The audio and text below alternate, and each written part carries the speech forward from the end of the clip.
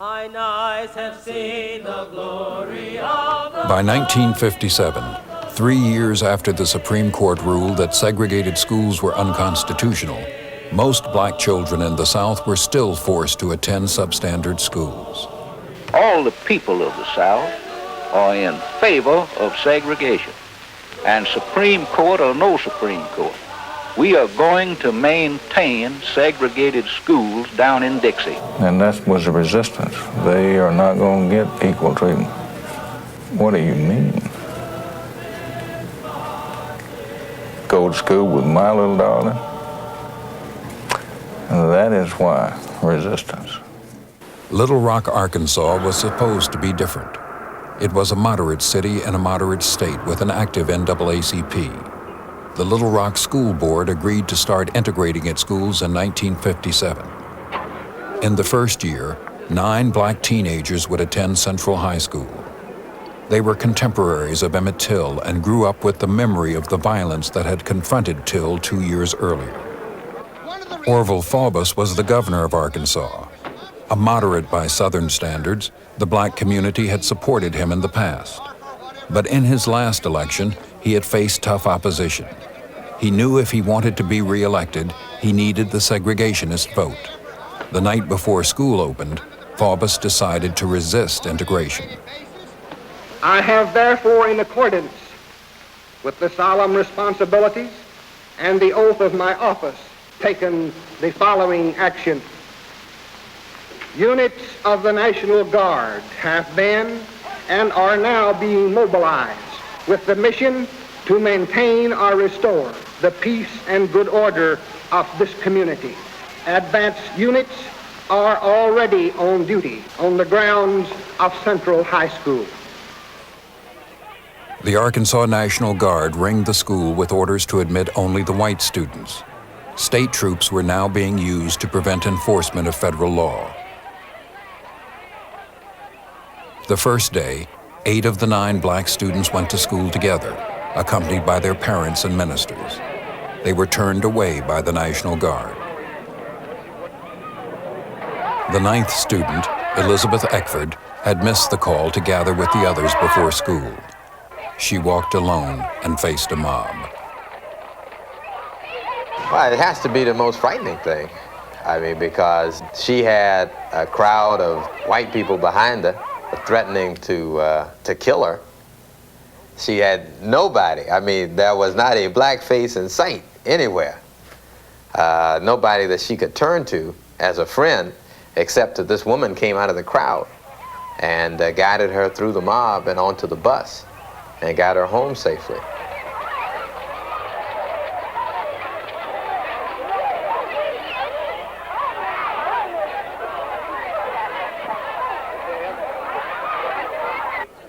In mid-September, President Eisenhower asked the governor to meet with him. The president thought he had convinced Faubus to admit the black students peacefully.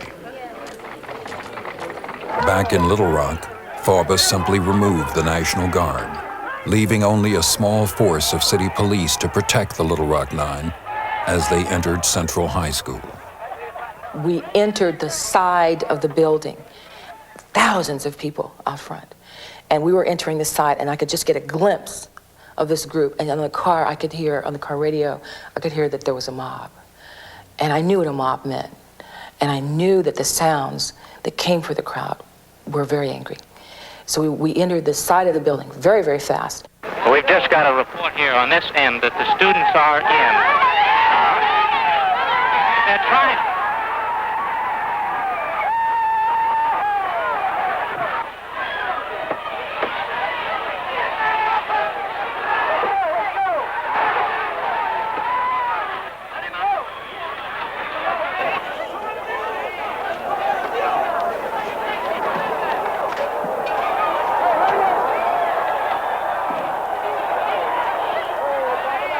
The mob was getting past the wooden sawhorses because the policemen would no longer fight their own in order to protect us.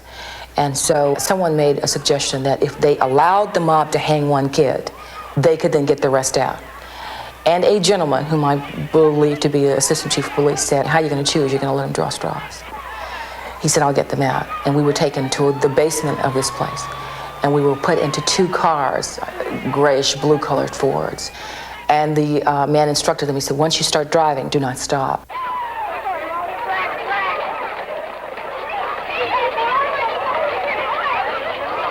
The rioting was headline news. The nation and the world saw unmistakably the face of resistance. Finally, President Eisenhower realized he had to act. That night, he sent in paratroopers of the 101st Airborne Division. This challenge must be met, and with such measures as will preserve to the people as a whole their lawfully protected rights. Mob rule can not be allowed to override the decisions of our courts. We are now an occupied territory. In the name of God, whom we all revere, in the name of liberty we hold so dear, in the name of decency which we all cherish, what is happening in America?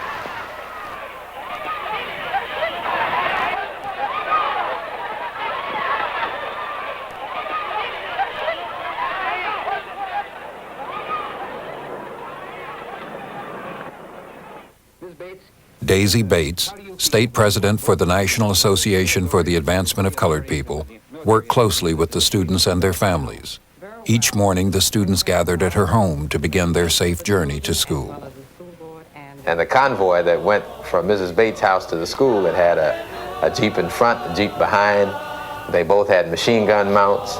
And then the whole school was ringed with paratroopers and helicopters hovering around. And we marched up the steps with this circle of soldiers with bayonets drawn.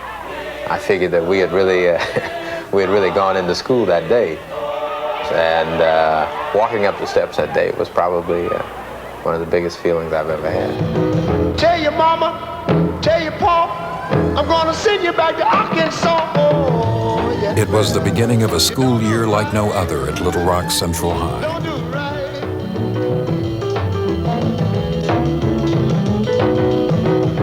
When we got into school, they then assigned us an individual soldier to walk us from class to class. He waited outside the classroom, and every time the bell rang and classes changed, he would walk us. We'd have our own personal guide walking us to the next class. The troops were wonderful. If, there was some fear that they were dating the girls in high school. And I don't care what they were doing, they were wonderful. But they couldn't be with us everywhere. They couldn't be with us, for example, in the ladies' bathroom. They couldn't be with in gym. You'd be walking out to the volleyball court and someone would break a bottle and trip you on the bottle. I have scars on my right knee from that.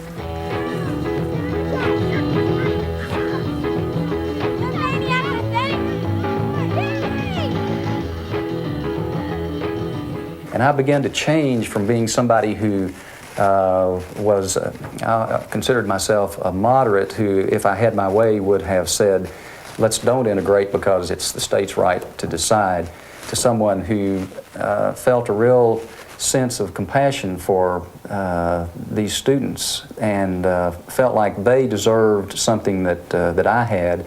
And I also developed a real dislike for the people that were out there that were causing the problems. It was very unsettling to me. I'm Minnie Jean Brown. I'm thankful for the many people who have stood by us and worked diligently in our struggle for. At school, the black teenagers were still being harassed by a few determined whites. Shortly before Christmas, Minnie Jean Brown struck back. For a couple of weeks, there had been a number of white kids following us. A series of hassles, continuous calling us niggas, nigger, one right after the other. And Minnie Jean Brown was in the lunch line with me.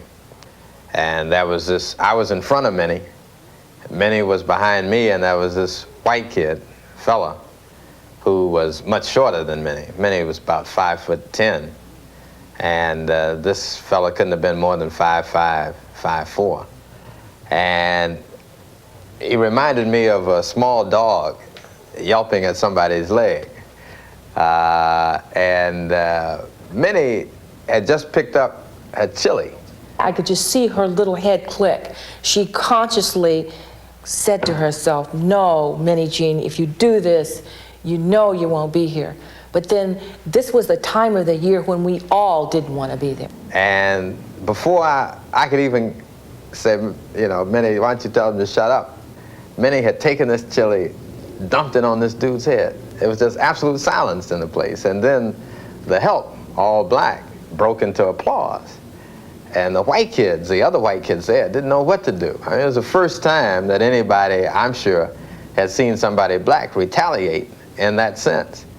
When Minnie Jean was kicked out of school following the chili incident, maybe 15, 20 students brought cards and gave them out that said 1 down, 8 to go. When school was out in May, they still hadn't given up the fight. They came out with a 2-color card that said, Ike, go home, Liberation Day, May 29th, 1958, which was graduation day. They were still fighting the battle even then. On May 29th, 1958, Central High School prepared to graduate 601 white students and Ernest Green. There were a lot of claps for the students. You know, they talked about who had received scholarships, who was an honor student and all that as they called their names up. When they called my name, it was nothing, just the name. And there was this eerie silence. Nobody clapped. But I figured they didn't have to, because after I got that diploma, that was it. I had accomplished what I had come there for. I'm so glad I'm fighting for my rights. Oh, I'm so glad I'm fighting for my rights. The next year, Governor Faubus closed down all of Little Rock's high schools to halt integration. He easily won his 3rd term as governor.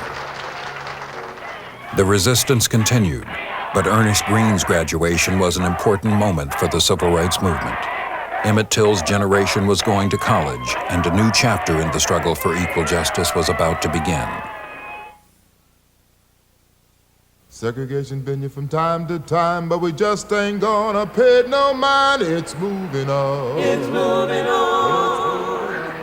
I am Ben West, and this is my city. For the past 10 years, I have been its mayor.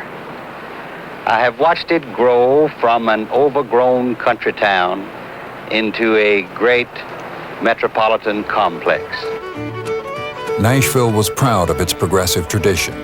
A center for education, the arts, and industry, it had long promoted itself as the Athens of the South. But Nashville, like most southern cities, was segregated. Attracted by the city's 4 black colleges, many young people arrived from other parts of the country and encountered their first experience with segregation. I was looking forward in college to really expanding myself and growing. I was taking those kinds of issues very seriously. And that played quite a part when I got to Nashville in why I so keenly resented segregation and not being allowed to do basic kinds of things like eating at restaurants in the 10-cent stores. Looking for a way to fight segregation, Diane Nash and other students were drawn to activist Jim Lawson and his workshops in nonviolent direct action. And that is to try to have one major role-playing experience which sort of tries to set the stage for an actual demonstration, for an actual sit-in. When Jim Lawson came to the city, he began to organize students, right? And most important to that for both students and we who were ministers was that we had workshops. And the workshops in nonviolence made the difference. We began to understand the philosophy behind it, the tactics, the techniques, how to in fact begin to take the blows and still respond with some sense of dignity. Nigger! Nigger!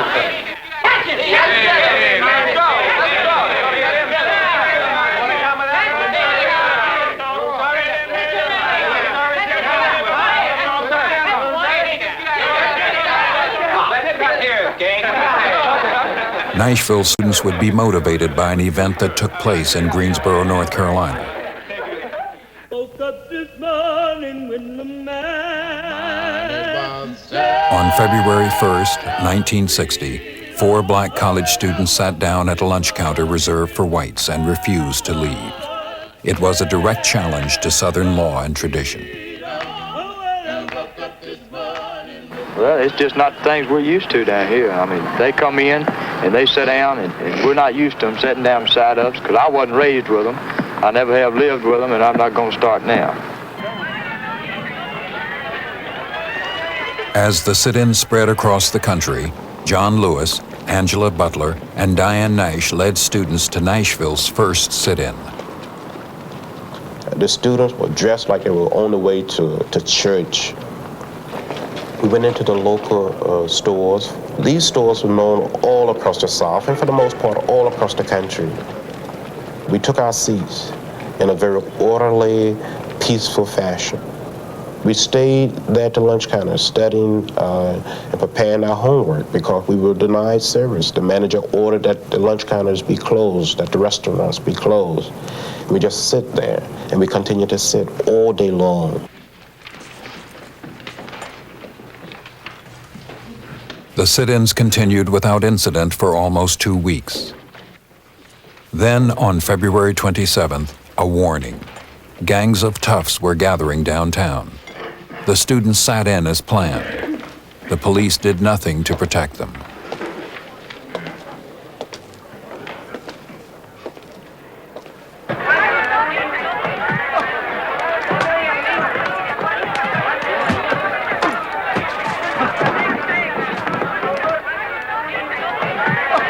The students remained true to their strategy of nonviolence.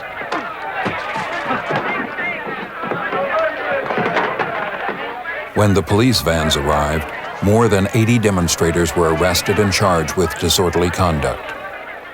The day that the police first arrested us, they announced to us, "Okay, all you niggers, get up from the lunch counter and, or we're going to arrest you."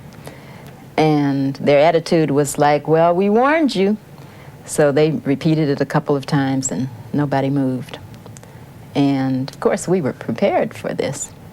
So they said, "Well, we warned you. You won't move. Okay, everybody's under arrest." And then they turned and they looked around at the lunch counter again. And the second wave of students had all taken seats. And they were confounded. They kind of looked at each other like, "Now what do we do, And they said, "Well, okay, we'll arrest those two." And they did it. And then the third wave. And no matter what they did and how many they arrested, there was still a lunch counter full of students there. Peace, quiet, and good order will be maintained in our city to the best of our ability. Riots, melees, and disturbances of the peace are against the interest of all our people, and therefore cannot be permitted. The local black community began to unite behind the students. Black merchants supplied food to those in jail. Homeowners put up property for bail money. The court found the students guilty of disorderly conduct. John Lewis refused to pay the $50 fine. He chose 33 days in the city workhouse instead. Most of the other students joined him in jail.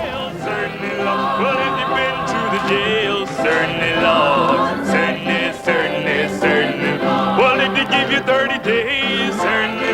Well, did they give you 30 days? Certainly. Well, did they give you 30 days? Certainly, Lord. To fight the jailing of their children, parents turned to the power of their own pocketbooks. In Nashville, in 1960, black buying power was estimated at $50 million a year, with $10 million spent in the downtown stores alone. Within a month, the boycott by black customers was almost completely effective. April 19th, dynamite thrown from a passing car at 5:30 in the morning destroyed the home of Z. Alexander Luby, one of Nashville's black city councilmen and defense attorney for the arrested students. The blast was so powerful it shattered 147 windows in Meharry Medical College across the street. Miraculously, no one was killed. It was such an outrageous act that it could be very useful to a nonviolent movement then to move, okay? It was a uniting of the city, but the outcome would be decided by how we in fact channel that energy, right? And we then had the first major march of the movement. People began to gather, and we began to march, and students came out from the lunchrooms, and they came out from being on the campus grounds, and they joined, and they came out of buildings and dormitories. We filled Jefferson Avenue. It's a long, long way down Jefferson. After a while, there was a certain bit of singing, and as we came closer to town, it was merely the silence of the feet. Face to face on the steps of City Hall, Reverend C.T. Vivian condemned the mayor for his failure to speak out in the past. Diane Nash pushed Ben West to take a personal stand.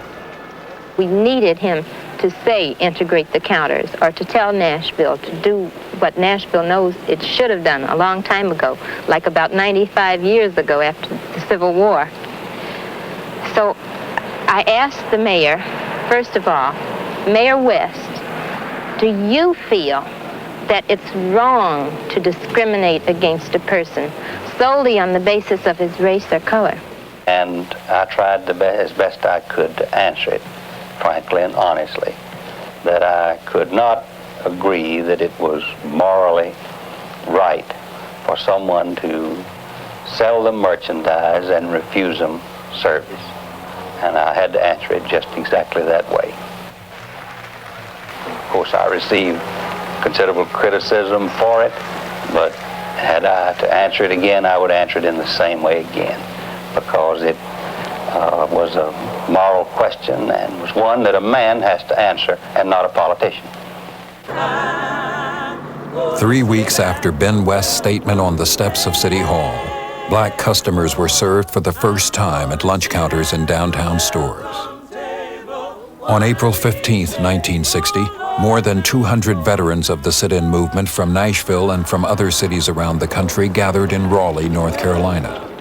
Some suggested they joined the Southern Christian Leadership Conference, led by Dr. Martin Luther King. But SCLC's executive director, Ella Baker, advised the students to remain independent. Ella Baker was very important, giving direction to the student movement in terms of really seeing how important it was to recognize the fact that the students should set the goals and directions and maintain control. They formed the Student Nonviolent Coordinating Committee, SNCC, and began organizing black communities throughout the South.